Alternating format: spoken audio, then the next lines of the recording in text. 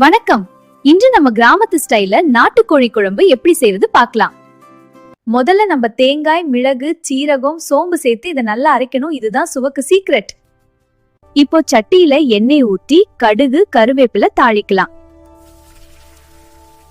இப்போ சின்ன வெங்காயம் சேர்த்து பொன்னிறமா வதக்கிய பிறகு தக்காளி சேர்த்து நல்லா மசியணும். இப்போ நாட்டுக்கோழி சேர்த்து மசாலாவோட நல்லா கிளறணும். அப்புறம் மிளகாய் தூள், மல்லித்தூள், மஞ்சள் தூள் சேர்த்து நல்லா கலருவோம். தண்ணி சேர்த்து மூடி வச்சு நல்லா வேக விடலாம். நாட்டுக்கோழி மெதுவா வெந்தால்தான் சுவை வரும். இப்போ அரைத்த மசாலாவை சேர்த்து குழம்பு கெட்டியாக வரும் வரை சிம்மல் வைக்கலாம். சூடான நாட்டுக்கோழி குழம்பு ரெடி. வாவ், செம்ம சுவை. நீங்களும் ட்ரை பண்ணி பாருங்க. பிடிச்சிருந்தா லைக் அண்ட் சப்ஸ்கிரைப் பண்ணுங்க.